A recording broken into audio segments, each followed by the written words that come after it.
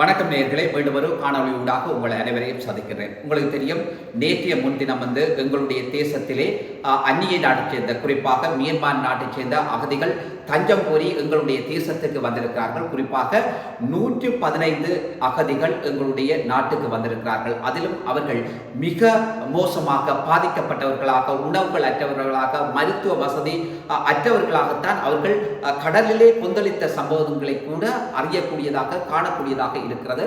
அந்த வகையிலே எங்களுடைய கடற்தொழிலாளர்களும் இலங்கையினுடைய கடற்படையினையும் இணைந்து அந்த மக்களுடைய பாதுகாப்பை உறுதி செய்திருக்கிறது. அந்த மக்கள் அதாவது நேற்றைய தினம் திருகோணமலை அஸ்ரப் துறைமுகத்துக்கு அனுப்பப்பட்டு அந்த இடத்திலே அந்த மக்களுக்கான பாதுகாப்பு ஏற்பாடுகள் அல்லது தங்குமிட வசதிகள் எல்லாமே நிச்சயமாக செய்து கொடுக்கப்பட்டிருக்கிறது. அன்னளவாக இந்த மியான்மர் தேசத்திலே பாதிக்கப்படுகின்ற ஒரு இனமாக இந்த ரோஹிங்கியா முஸ்லிம் இனம் இருக்கிறது. அந்த இடத்திலே அந்த மக்கள் மிக மோசமாக வஞ்சிக்கப்பட்டிருக்கிறார்கள். அவர்களுடைய வாழ்கள் அத்தனையும் அளிக்கப்பட்டிருக்கிறது.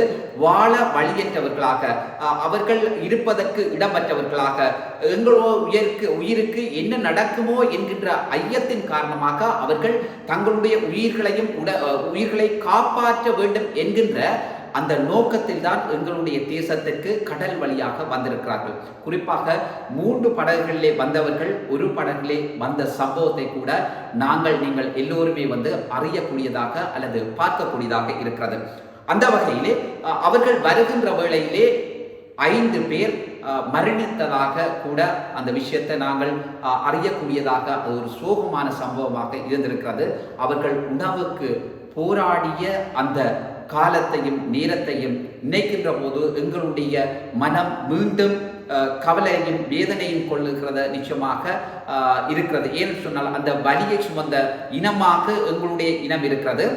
அந்த வலியை சுமந்த மண்ணிலே தான் அல்லது அந்த வலியை சுமந்த அந்த கடற்பரப்புக்குள் தான் இந்த மியான்மரை சேர்ந்த அல்லது மியான்மர் நாட்டை சேர்ந்த இந்த தஞ்சம் கோரிய இந்த அகதிகள் கடலிலே தத்தளித்த சம்பவம் என்பது மிக மிக ஒரு வேதையான சம்பவம். அதற்கு எங்களுடைய மக்கள் உடனடியாக தங்களுடைய கரங்களை கொடுத்திருக்கிறார். அந்த இடத்திலே படகுகள் மூலம் எங்களுடைய மக்கள் செல்கின்ற அல்லது அந்த மக்களை அவர்களை காப்பாற்ற வேண்டும் என்கின்ற அந்த துடிப்பு, அந்த வேகம், அந்த விவேகம் எங்களுடைய மக்கள் மத்தியிலே இருந்ததை நிச்சயமாக அவதானிக்கக்கூடியதாக இருந்தது. ஏன்னு சொன்னால் அதான் சொல்வார்கள், வந்தோரை வாழ வைப்பவர்கள் தமிழர்கள் சொல்லி. ஆனால் அந்த தமிழர்களுடைய அந்த மனநிலையும் அந்த வலி சுமந்த மக்கள்ல வலி இன்னொரு இந்த வெளிப்பாட்டை எங்களுடைய முள்ளிவாய்க்கால் மக்கள் அந்த இடத்திலே செய்திருக்கிறார்கள், செய்து காட்டியிருக்கிறார்கள். சரி, இன்னொரு விஷயம் என்னன்னு சொல்லி சொன்னால், அந்த திருகோணமலையில போய் சேர்ந்த அந்த அகதிகள் என்ன செய்யப்படுகிறோம் என்று சொல்லி சொன்னால், அந்த இடத்திலே அவர்களுக்கான சகல உணவு தங்குமிட வசதிகள் எல்லாமே செய்து கொடுக்கப்படுகிறது.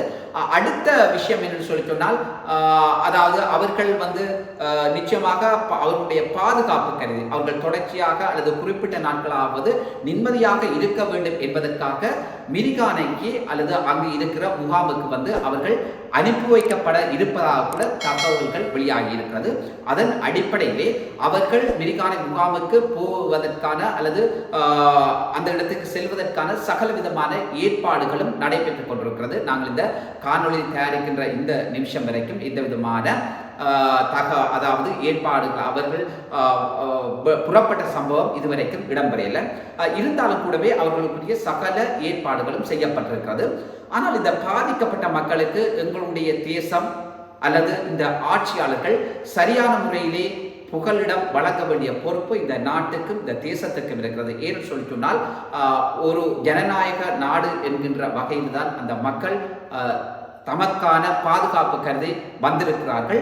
அதன் அடிப்படையிலே அந்த 115 பேருக்கும் எங்களுடைய தேசத்திலே பாதுகாப்பு வழங்குவதற்கான ஏற்பாடுகளும் செய்யப்பட்டிருப்பதாக கூட அறியக்கூடியதாக இருந்த போதிலும் 10 தொடக்கம் 12 பேர் வரையானோர் நிச்சயமாக நீதிமன்றத்தினுடைய தடுப்பு காவலில் வைக்கப்பட்டிருக்கிறார்கள். அவர்கள் ஏன் எதற்காக தடுத்து வைக்கப்பட்டிருக்கிறார்கள் என்ற கேள்வி நிச்சயமாக எழுந்திருக்கும். அதுல இன்னொரு விஷயம் என்ன சொல்லி சொன்னால், ஒரு சட்ட விதிமுறைக்கு அப்பால், அதாவது எங்களுடைய தேசத்தினுடைய குடியமர்வு சட்டத்தின் பிரகாரம், அதாவது அவர்கள் வந்த படகுக்கு யார் யார் உதவி செய்தார்கள், அதிலே யார் யார் நிதியை வழங்கினார்கள், அல்லது அந்த படகுக்கு ஓட்டுவதற்கு யார் யார் உதவி செய்தார்கள், அவர்களுக்கு உதவி செய்தவர்கள் யார் ரீதியிலே அன்னளவாக 10 தொடக்கம் 12 பேர் வரையானவர்கள் வந்து தடுப்பு காவலில் வந்து வைக்கப்பட்டிருக்கிறான். அப்போ மிஞ்சின ஆக்கள் வந்து மிஞ்சின 103 பேர் வந்து என்ன செய்ய போனோம் என்றால் மிரிகானைக்கு வந்து